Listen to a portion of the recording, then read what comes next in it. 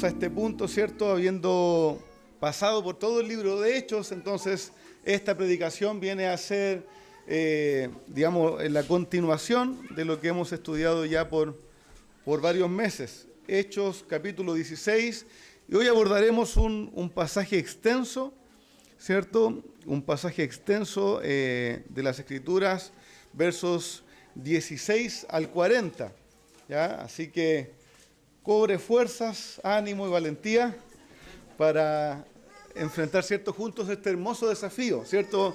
Uno cuando se enfrenta a una rica comida en abundancia no se desanima ni se entristece, ¿cierto? Sino que cobra aliento y, ¿cierto?, y va a la cuchara. Entonces, bien, amados hermanos, antes de comenzar, vamos a orar a nuestro Señor una vez más. Señor amado, buen Padre Celestial, tú que eres el pastor de las ovejas, Señor, tú que eres el pastor de este rebaño, Señor, aliméntanos en el día de hoy.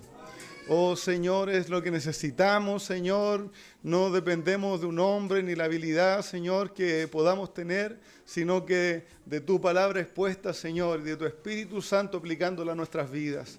Señor amado, ayúdanos a ver con ojos que lean, Señor, los relatos hermosos, sencillos, Señor, pero gloriosos de la Escritura y tomen aprendizaje para nosotros hoy.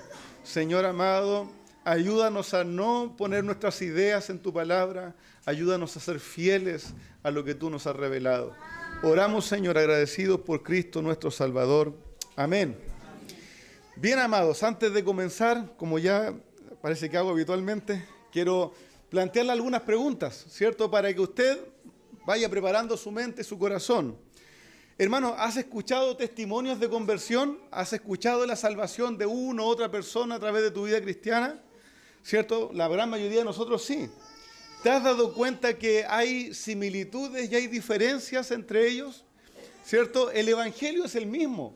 La gracia del Señor es la misma. El perdón ofrecido y conocido es el mismo. La bondad del Señor es la misma, ¿cierto? El arrepentimiento, la fe son cosas comunes a los que han sido salvados por el Señor. Pero hay diferencias. Algunas conversiones son más emotivas que otras, algunas más emocionales que otras, algunas con más lágrimas que otras, ¿cierto? Algunas el Señor les salvó en un encuentro, ¿cierto?, que no se esperaba, a otros fue a través del testimonio de los padres por largo tiempo acumulando la palabra del Señor en nosotros. Hermanos queridos, a esto quiero llegar. El Señor salva personas en distintas circunstancias, en momentos diversos, aunque el poder, el mensaje del Señor es el mismo. Hoy día en este gran pasaje vamos a ver el Señor obrando de diversas maneras y salvando y trayendo a los que Él tiene ya conocidos, ¿cierto?, para la salvación en Cristo. Hermanos, cuando el Señor obra, también hay algo común, aparte del mensaje, la gracia, ¿cierto?, y el amor del Señor. Cuando el Señor obra para salvación, habitualmente también vienen dificultades en el camino. Así que si alguno de los que está aquí creyó en el Señor para que le fuera mejor, le estafaron, ¿cierto? Hermano querido, no es así. Sí nos va a ir mejor a largo plazo, ¿cierto? En la eternidad y para siempre, por los siglos de los siglos. Nuestra esperanza es segura. Pero ahora en este día, en este tiempo, la salvación casi siempre va a traer, o siempre de la mano, dificultades. Piensen mientras vamos abordando el pasaje de hoy. Hoy, por ser extenso, no vamos a hacer una lectura completa de inmediato, sino que vamos a ir avanzando con el texto, ¿ya? Así que ténganlo ahí en mano, en el versículo, ¿cierto?, 16 en adelante. Los predicadores, ya sabemos, se encuentran en Macedonia, en la principal ciudad llamada, ¿alguien se acuerda dónde están? Vamos, prueba de diagnóstico. En Filipo. Ellos están allí, ¿cierto? Han predicado en la ciudad de Filipo, ¿cierto? Pablo y sus compañeros le han predicado en una conversación al lado del río a Lidia, a la cual el Señor abrió su corazón para que ella creyera, luego de lo cual se bautizó y les persuadió, ¿cierto? Les obligó a estar con ella en su casa, les obligó en un buen sentido, ¿cierto? Ellos no pudieron negarse a la invitación. Al parecer este lugar junto al río que encontramos en los primeros versículos se transformó para los hermanos allí en el lugar predilecto para reunirse, para la predicación del Evangelio y para la oración. Dice el verso 16, mientras íbamos al lugar de la oración, nos dice Lucas, nos salió al encuentro una muchacha esclava que tenía espíritu de adivinación, la cual daba grandes ganancias a sus amos adivinando. Pablo y sus compañeros, ¿cierto?, se encuentran con esta mujer. Ella en realidad les sale al encuentro, ¿cierto?, pero los predicadores no le dan mayor importancia en el mismo momento. No es que hallaron un endemoniado, hagamos así, aquí un exorcismo, ¿cierto?, una liberación, no. Ella anduvo detrás de ellos varios días gritando, ¿cierto?, mientras los predicadores continuaban anunciando el Evangelio y fortaleciendo a los nuevos creyentes en la ciudad de Filipo. La obra del Señor se estaba estableciendo.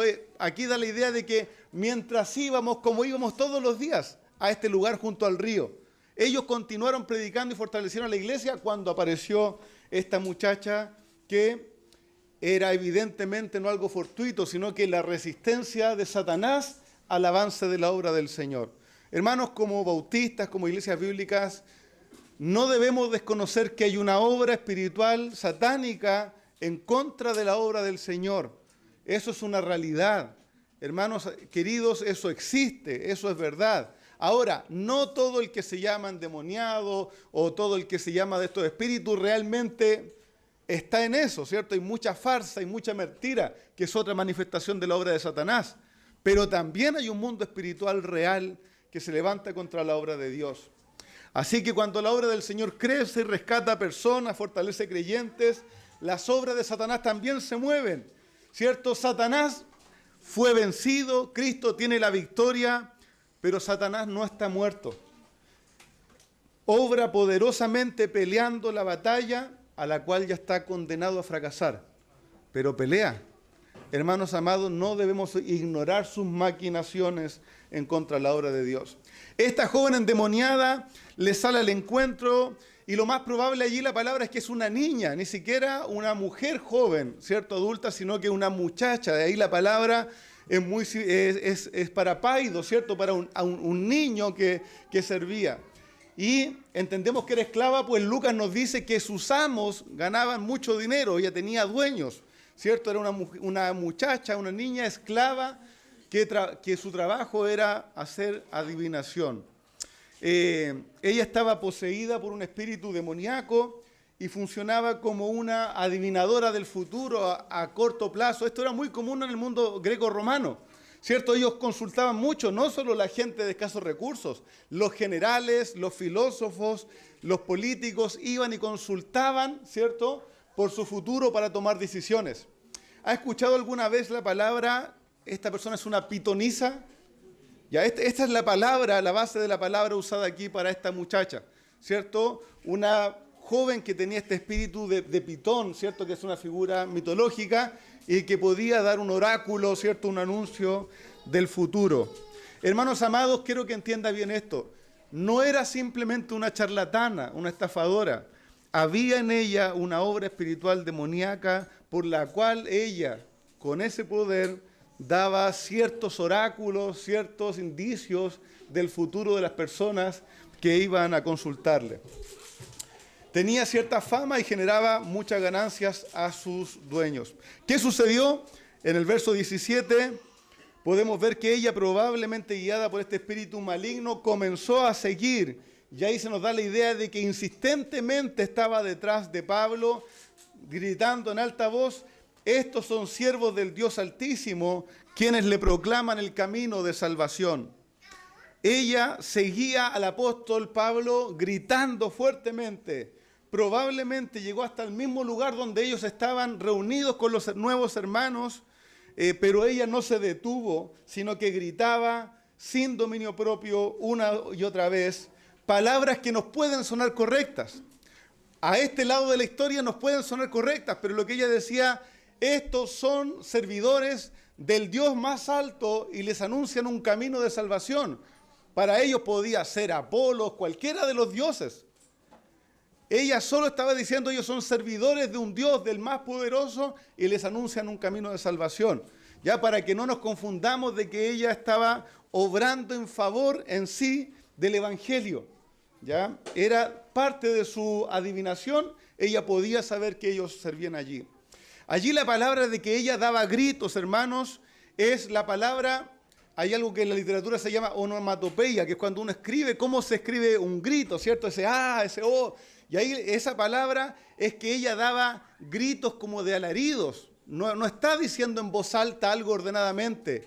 Es una persona endemoniada dando alaridos fuertes una vez tras otra. Esta misma palabra es usada para representar cuando un cuervo graznaba.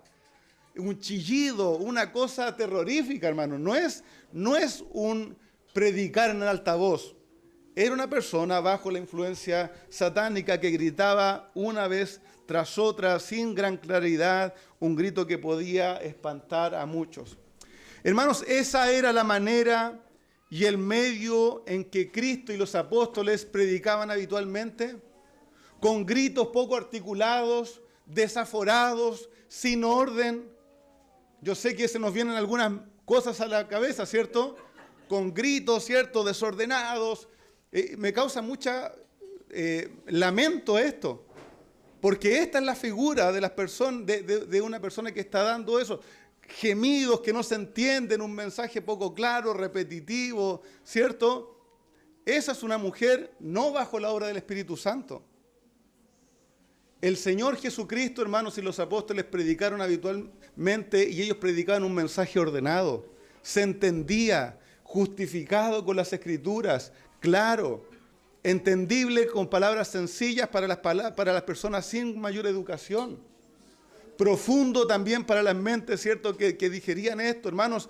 Cristo nunca ni los apóstoles predicó así que no le ponga el nombre del obrar del Espíritu Santo a cosas que no son del Señor. Hermanos queridos, esta muchacha bajo la influencia satánica estaba estorbando la obra de Dios. Estorbando la obra de Dios. De ninguna manera ni Cristo ni los apóstoles nos enseñaron a exponer el Evangelio de esta manera, sino que de una manera sencilla, clara y profunda. Por otro lado, hermanos, Pablo y los hermanos no la asociaron con ellos mismos. Ellos no la abrazaron, no la hicieron parte del equipo.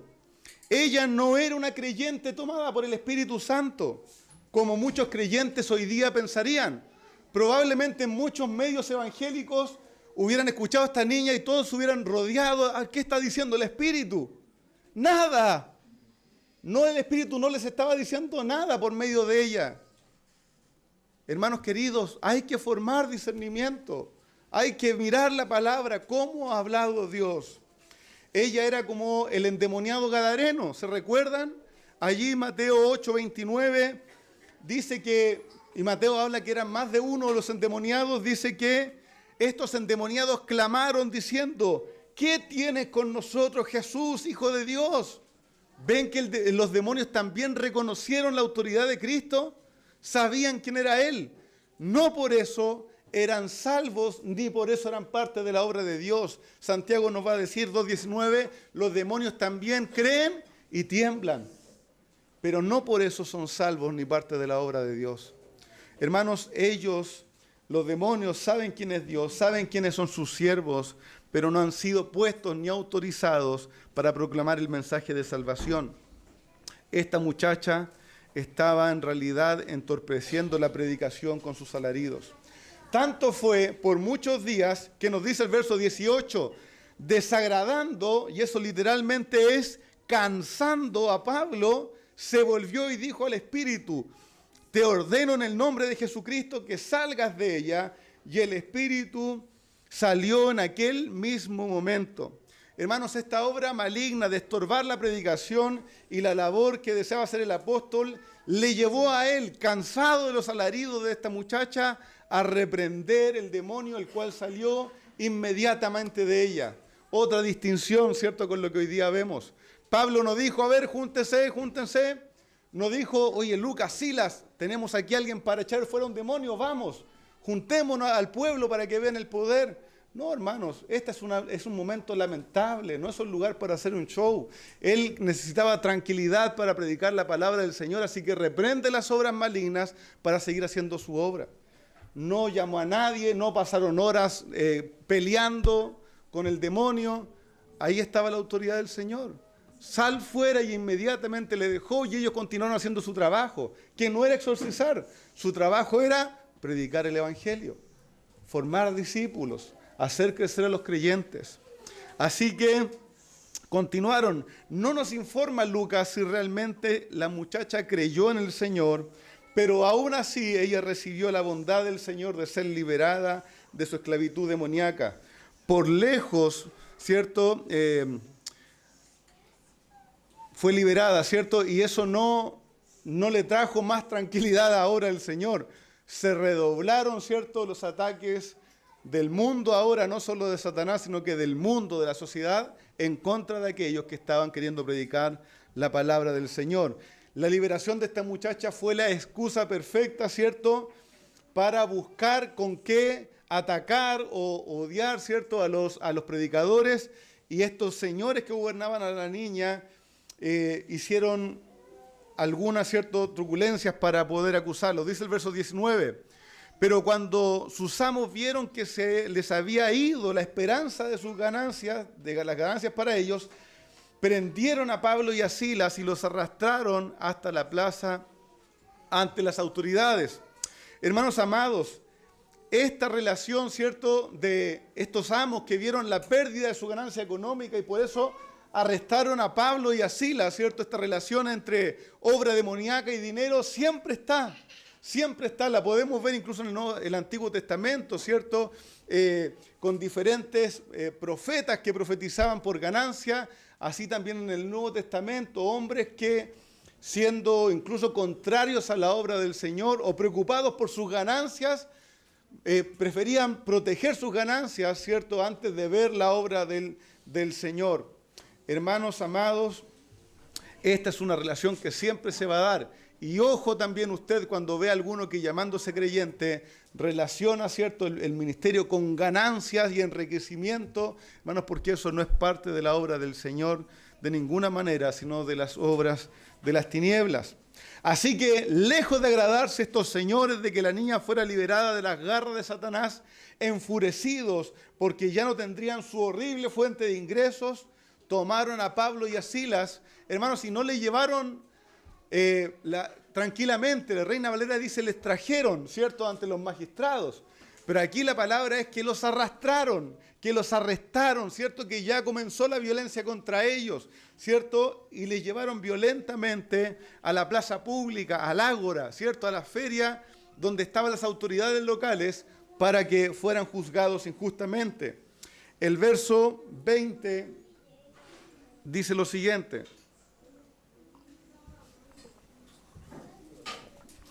El verso 20 dice, después de haberlos presentado los magistrados superiores, dijeron, estos hombres, siendo judíos, alborotan nuestra ciudad y proclaman costumbres que no nos es lícito aceptar ni observar, puesto que somos romanos. Estos furiosos comerciantes de la adivinación usaron cualquier argumento para deshacerse de los predicadores. Primero, pusieron a Pablo y a Silas, ¿cierto?, en una condición desfavorable al hablar de ellos, de estos judíos. Estos que no son romanos como nosotros, vienen a revolver las cosas a nuestra ciudad, ¿cierto? Pusieron ya una barrera para que, digamos, fueran mal mirados por las autoridades que estaban ahí establecidas. Y luego los acusaron de proclamar costumbres que no era lícito observar para ellos como romanos. Algunos comentaristas dicen lo siguiente, que la religión judía era aceptada por el Imperio Romano, pero no les era permitido hacer proselitismo con los romanos. No les era permitido, ¿cierto?, ellos buscar activamente que los romanos se hicieran judíos. Un romano podía creer, podía acercarse, pero no podía haber una búsqueda del judío al romano para traerle a sus creencias. Así que probablemente por esto, y pensando que solo eran unos judíos más, usaron estas cosas para acusarles. Sabemos, ¿cierto?, que nada les importaba a ellos el orden cívico. ¿cierto? No les importaba el orden de la ciudad, sino que querían sacar a aquellos que les habían hecho perder su fuente de ganancias. Hermanos amados, estaba decidiendo si hacer este paréntesis o no, pero quiero hacerlo. Queridos hermanos, cuidado con sumarnos cuando el mundo empieza a criticar a los cristianos por desordenar la sociedad, por ser escandalosos. Cuidado, yo sé que hay acusaciones correctas, fundadas, pero cuidado con nosotros sumarnos a ellos. Hermanos, porque el mundo siempre va a querer acusarnos de algo. Siempre va a querer acusarnos de algo, tergiversar nuestra conducta. Cuidado, hermanos, algo que me molesta más que el mundo acuse a supuestos cristianos es que otros cristianos entremos en la misma acusación. Si hay algo de desobediencia, hay autoridades civiles que tendrán que tomar cartas en el asunto. Pero nosotros cuidémonos. No vaya a ser que un día salgamos nosotros como los escandalosos y que abusan de su sector, ¿cierto?, desordenando las cosas. Y no querramos que otros hermanos, metodistas, pentecostales, otros bautistas, otros hermanos vengan a hablar mal de nosotros. Cuidado, que el mundo siempre va a querer hablar mal del cristiano y no va a decir porque son buenos o porque son creyentes o porque liberan de la maldad. Van a buscar cualquier excusa para atacar nuestras vidas y nuestra fe. Cierre de paréntesis, ¿cierto? Estos comerciantes solo buscaban vengarse de ellos por liberar a su esclava. Luego de la salvación de Lidia y de que comenzaran a juntarse los creyentes partiendo en la casa de ella y de la liberación espiritual de esta muchacha, probablemente la vida espiritual de los creyentes iba en su vida, ¿cierto? Vino el Señor, nos salvó, está formando una iglesia. Estos siervos liberaron a esta muchacha endemoniada, ¿cierto? La obra del Señor va en su vida. Entonces, ¿qué va a venir? La hostilidad contra ellos. Los arrastran, los violentan, los acusan y empieza la obra de Satanás queriendo apocar, ¿cierto? Y apagar la obra del Señor. Mira, hermano, no les van a acusar a ellos por ser cristianos, ni por ser buenos, ni por anunciar el Evangelio, sino por alborotadores y rebeldes. El Señor Jesús dijo que nos van a acusar de estas cosas. Pueden mirar ahí Mateo 5:11. Mateo 5:11, las bienaventuranzas.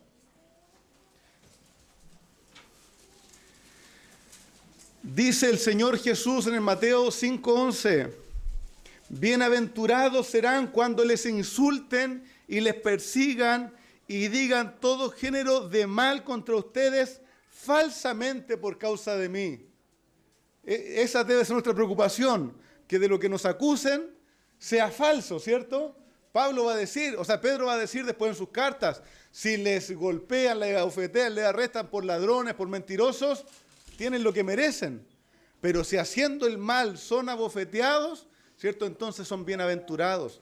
Hermanos queridos, el cristiano va a ser acusado por el mundo, por Satanás, porque ya no es del mundo.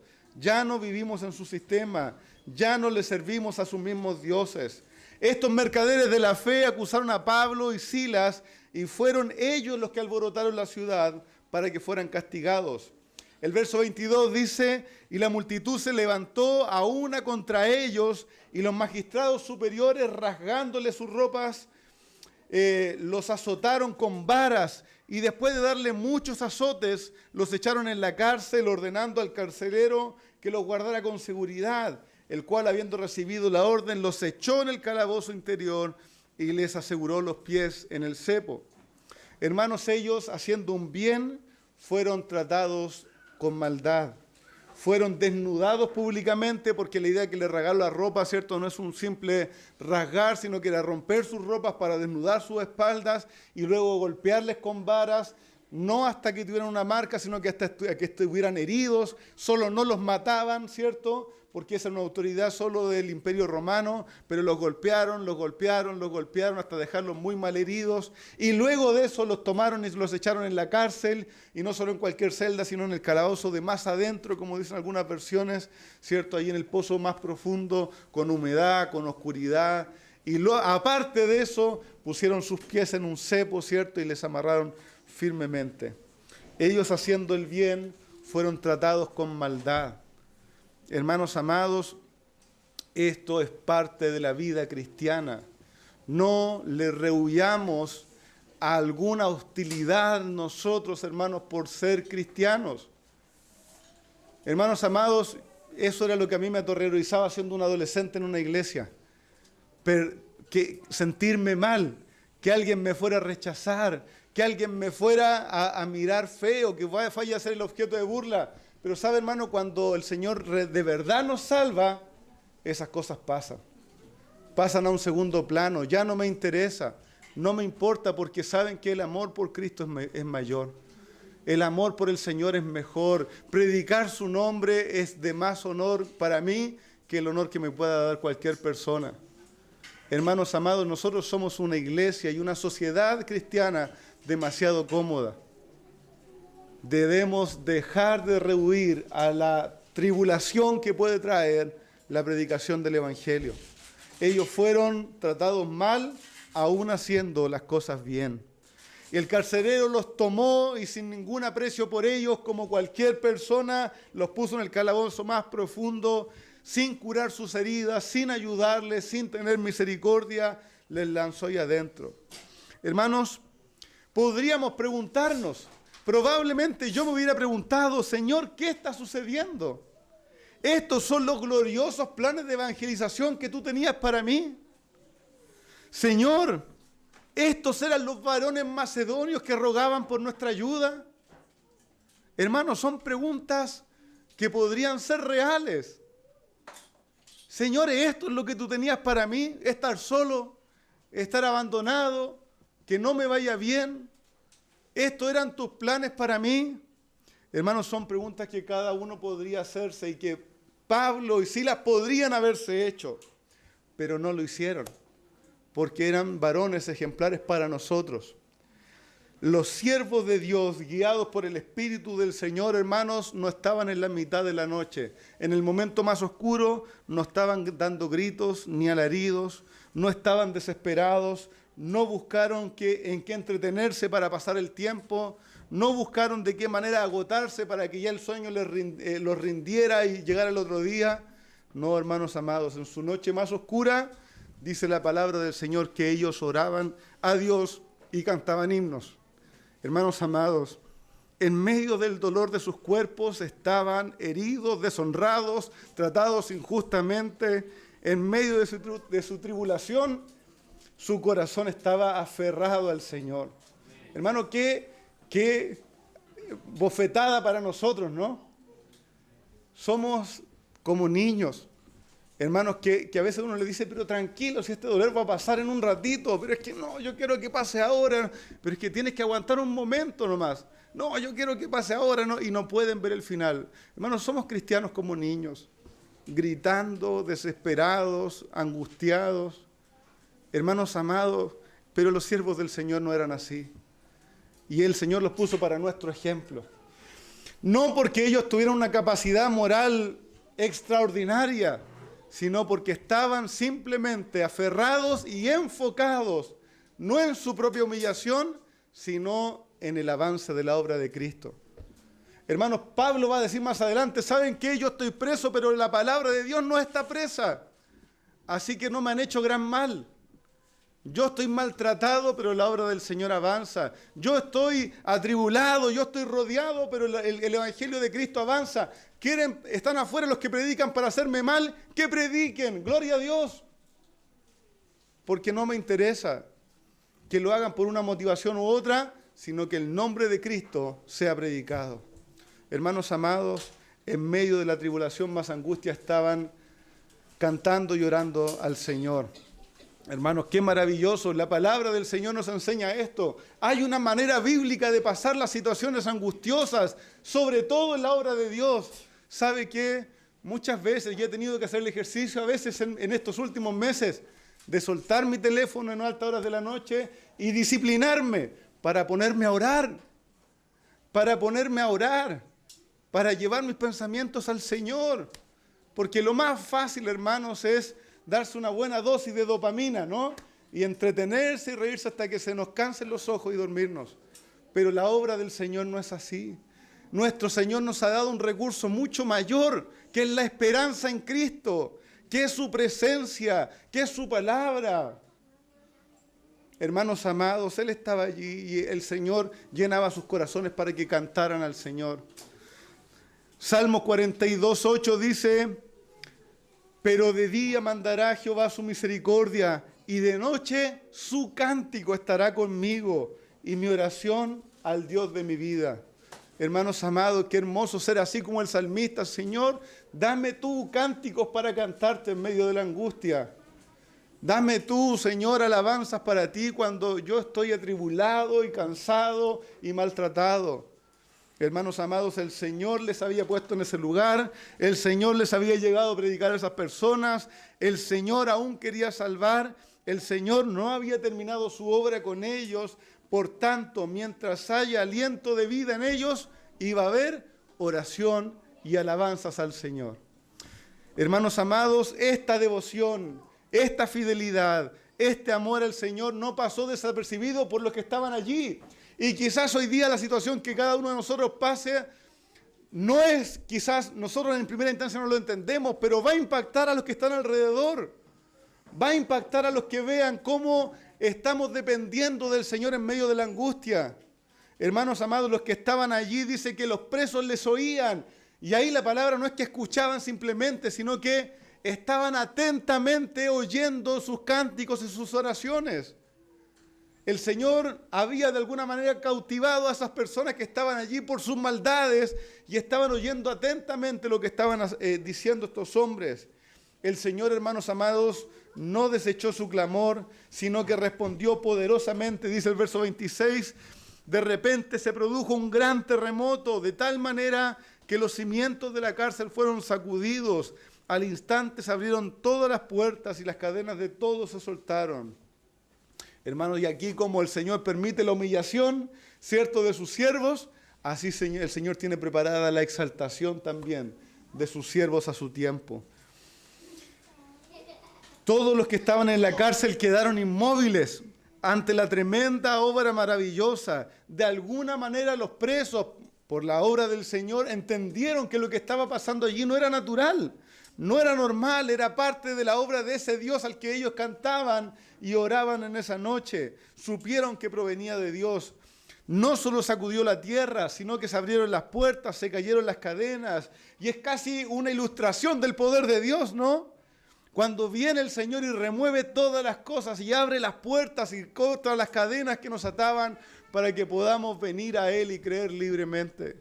Hermanos amados, qué maravilloso cuadro de la cárcel de Filipo abierta en aquel calabozo más oscuro por el poder de Dios. Este no fue un terremoto natural, sino una obra sobrenatural de Dios, como cuando tembló y Cristo estaba en el Calvario, cuando tembló y los hermanos estaban orando en Hechos capítulo 4. Esa es una obra maravillosa del Señor. Dice el verso 27 que al despertar el carcelero y ver abiertas todas las puertas de la cárcel, sacó su espada y se iba a matar creyendo que los prisioneros habían escapado. Pero Pablo clamó a gran voz diciendo, no te hagas ningún mal, pues estamos todos aquí. Al ver estas puertas abiertas, debió aterrorizarse el carcelero. Él sabía que si escapaban esos presos, él iba a pagar con su vida. Probablemente iba a venir tortura, humillación y muerte vergonzosa para él. Por eso, el matarse en su mente sin esperanza era la única opción. Pero el Señor permitió que Pablo notara esto y lo detuvo y gritara, ¿cierto? No te hagas daño. Y ahí solo le doy un dato, esa palabra de que Pablo gritó es distinta a los graznidos, ¿cierto? Y chillidos que hacía la muchacha. Es una palabra distinta. Pablo habla en voz alta un mensaje claro, ¿cierto? Que el carcelero puede oír. Entonces dice el verso 29 que él, el carcelero, pidió luz y se precipitó adentro temblando y se postró ante Pablo y Silas. Después de sacarlo les dijo, señores, ¿qué debo hacer para ser salvo? Esa es la pregunta, ¿cierto? Que cada evangelista espera escuchar, ¿cierto? Señores, ¿qué debo hacer para ser salvo? Es lo que está en Hechos capítulo 2, ¿cierto? Varón, hermanos, ¿qué haremos para ser salvos? ¿Qué haremos para ser salvos? Hermanos, qué cosa más maravillosa cuando el Señor obra en el corazón de un hombre con arrepentimiento, quebrantamiento, temor de Dios. para decir qué debo hacer para ser salvo. No sabemos cómo el carcelero supo que lo que requería era salvación. Quizás pensaba que al maltratar y encarcelar estos hombres había ofendido a algún dios mitológico. Quizás pensaban ser librados de algún castigo. Pero los predicadores, aunque él no sabía de qué hablaba, los predicadores sí supieron qué responder. Sí supieron llevar la conversación a los pies de Cristo. Ellos respondieron, dice el verso 31, ellos respondieron, cree en el Señor Jesús y serás salvo tú y toda tu casa. Amén, dicen las mamás, ¿cierto? Y los papás también debiéramos decir, pero... Y les hablaron las palabras del Señor a él y a todos los que estaban en su casa. Hermanos amados, para eso el Señor los había traído hasta allí. ¿Lo pudieron ver antes, cuando estaban en el cepo, cuando estaban siendo golpeados por largo rato con las varas? ¿Pudieron percibirlo antes? No, hermanos. No pudieron verlo antes.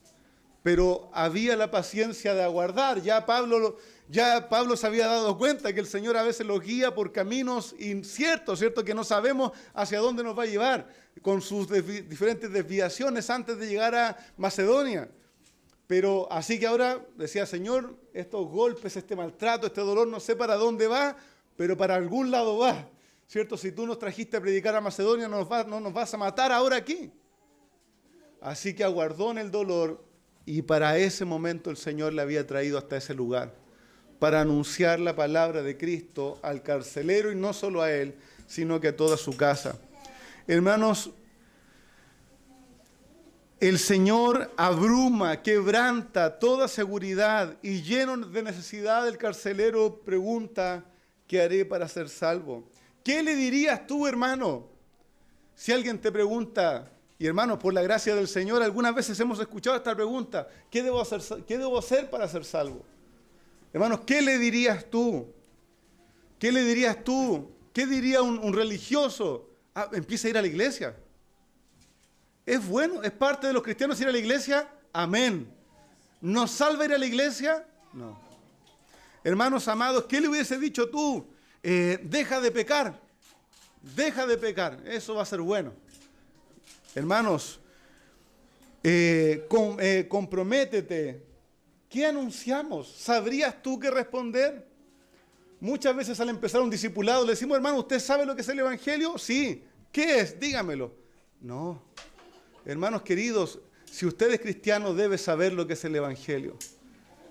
Para ser salvo necesita saber cuál es el mensaje del Evangelio. Necesita poder transmitirlo en sus palabras sencillas.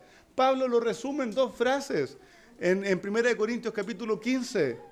Es un mensaje claro, entendible, transmitible, recordable, para guardar.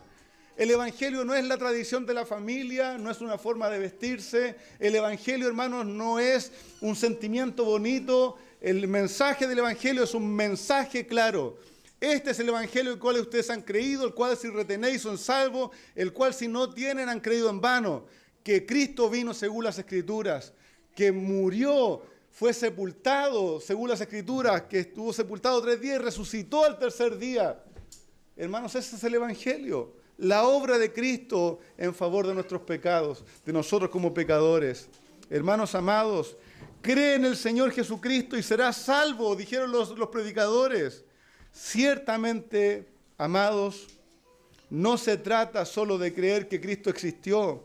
No basta decir es que Cristo te ama. Cree que Cristo es bueno. Cree que Cristo puede sanarte. No basta. Eso no es el Evangelio. Hermanos, decir que tú crees que Jesús existió, sí, esa persona aún no es salva. Hermanos amados, ya hemos visto una vez tras otra qué predicaban los apóstoles. Aquí Lucas nos da un resumen. Cree en el Señor Jesucristo y serás salvo tú y toda tu casa. Pero sabemos qué predicaban los apóstoles por lo que hemos visto a través de Hechos. Que Jesús vino como anunciaba la palabra de Dios, que Él sufrió y murió por nuestros pecados, que fue sepultado y que resucitó al 3er día dándonos esperanza de gloria, de vida eterna. ¿Puedes creer en Cristo? ¿Crees que Él es el Mesías anunciado? ¿Crees que Él cargó con los pecados de todo su pueblo y murió para sufrir nuestra condena? ¿Crees que Él realmente resucitó de entre los muertos al tercer día en gloria y que fue exaltado al Padre? ¿Lo crees? Ese es el Evangelio. No, es que no puedo creer todo eso. Aún estás en tus tinieblas.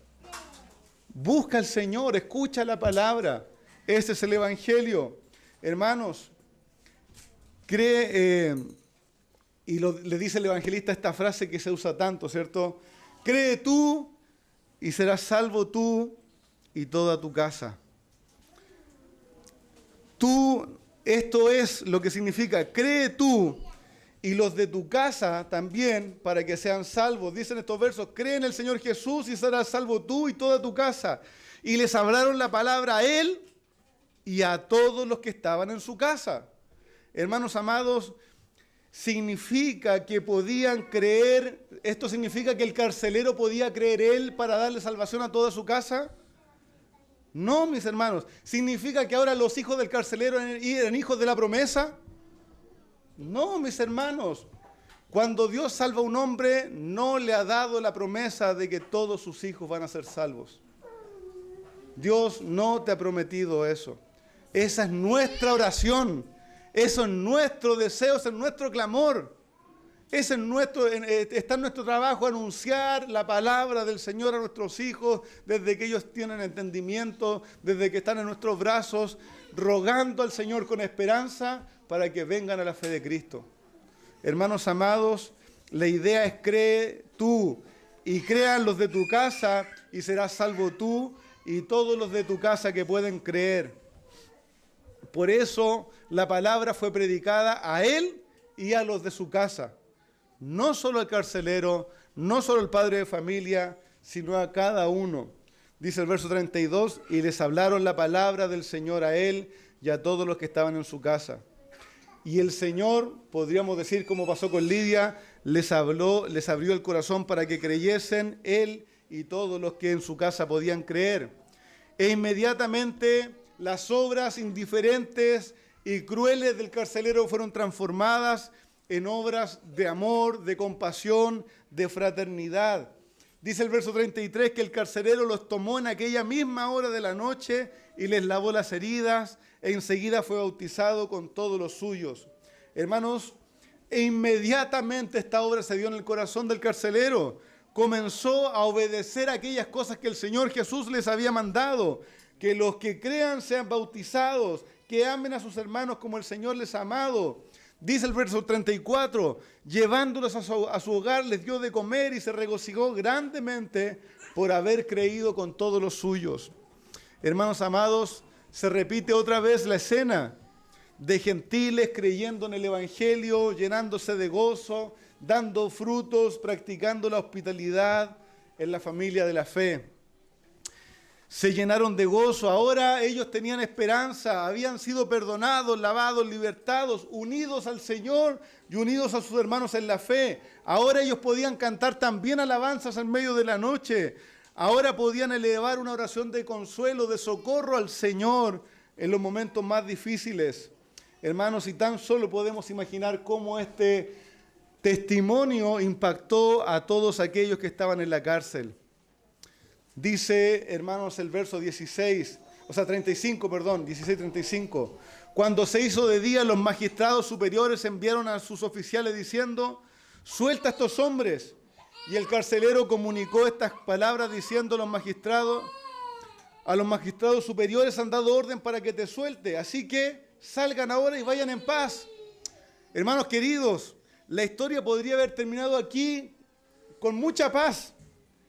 Les han libertado, pueden continuar su viaje sin mayores sobresaltos. Pero, pongan ojo en esto también, amados hermanos, Pablo y Silas no estaban dispuestos a irse sin poner en orden ciertos asuntos.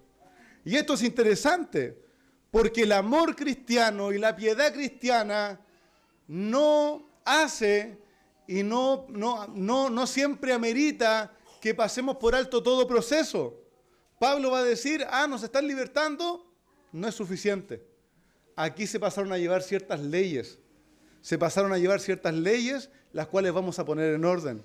El amor cristiano, hermanos, no impide que yo acuda a la autoridad civil, no impide que yo también espere o quisiera cierto orden. Ahora, si más allá de eso voy a ser maltratado igual, dispuestos estamos.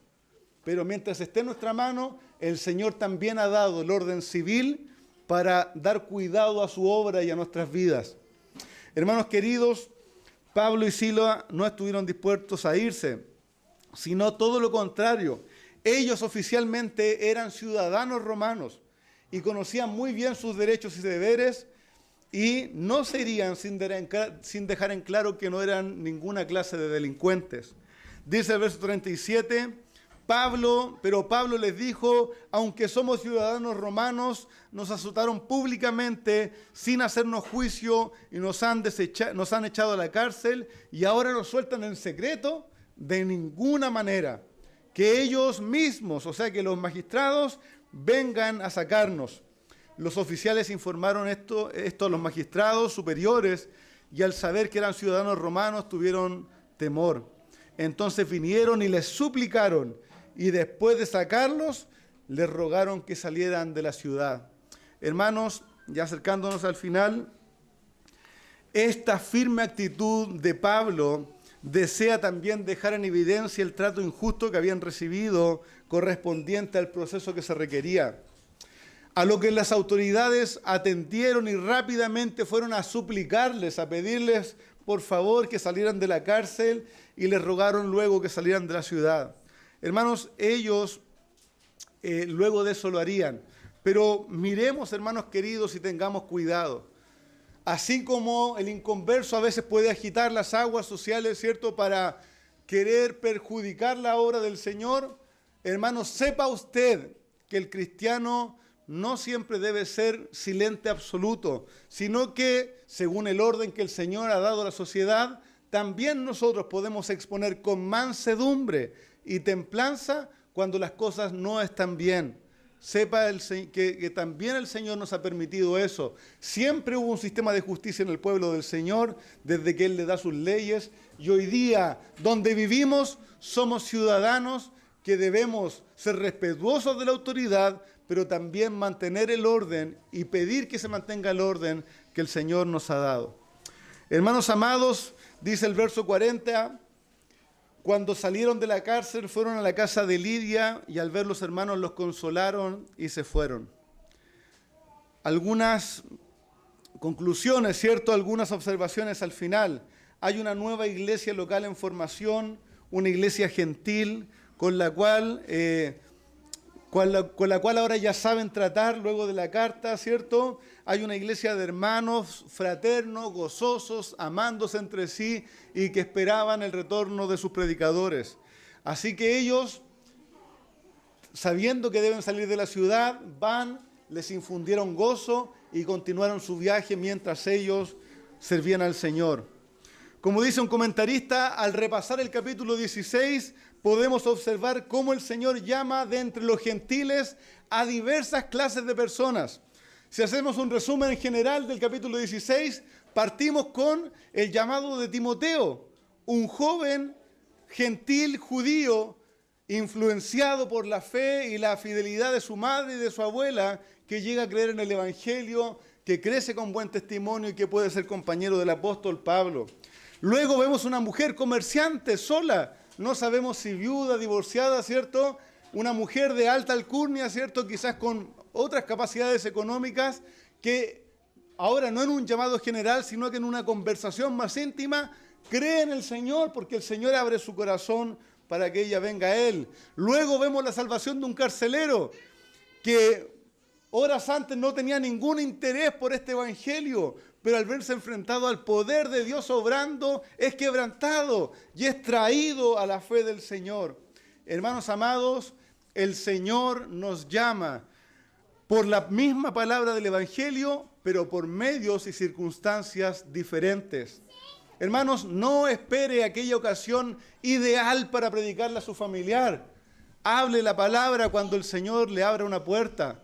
Me recuerdo, hermano, una vez había una compartir familiar, digámoslo así, de familia inconversa, y ahí estaba la música, ahí estaba la comida, y un hombre me empezó a preguntar del Evangelio, y ese fue el lugar para hablar del Evangelio. Mientras sonaba la cumbia, mientras había, ¿cierto? Habían ahí algunos licores. Bueno, ese fue el momento de hablar del Evangelio. Hermanos amados, en el trabajo, en algún viaje de micro, en un momento de dificultad, allí es el lugar. No espere la circunstancia perfecta. El Señor salva cuando y donde Él quiere. Amén.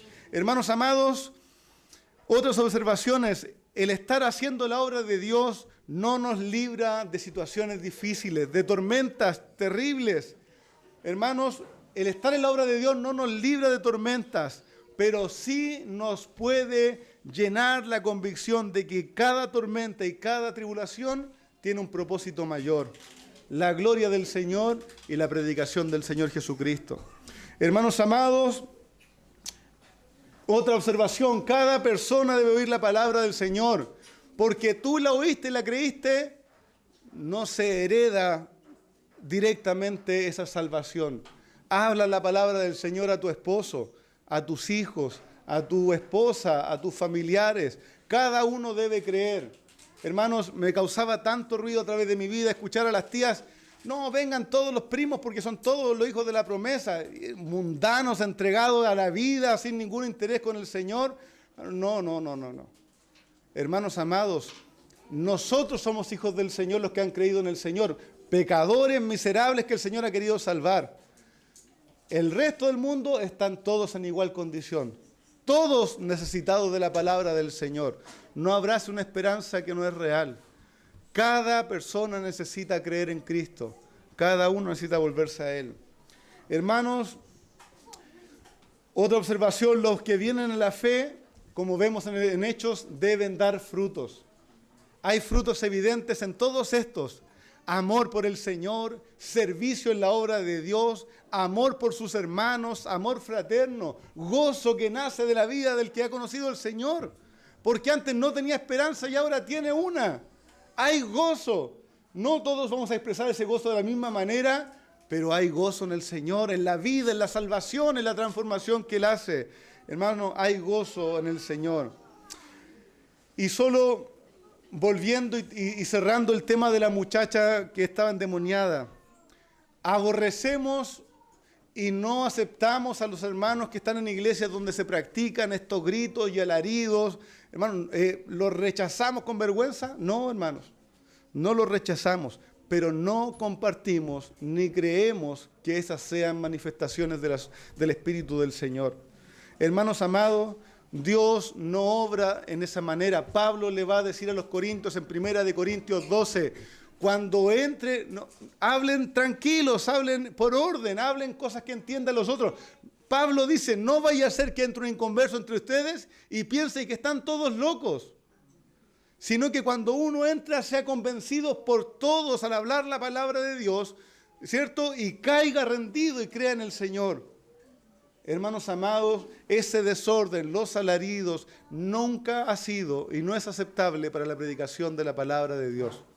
Ahora, debo decir, muchos buenos hermanos no conocen otra forma de practicar el Evangelio y creen que eso es. Hermanos, por eso les ruego amor, como decía el predicador de ayer, caridad, ¿cierto? Amor, hermanos, caridad, mansedumbre. Nosotros no estamos ningún escalón más arriba. Hermanos amados, cuidado con nuestras palabras. Esto se predica para la instrucción de la iglesia local, para su madurez, para su amor.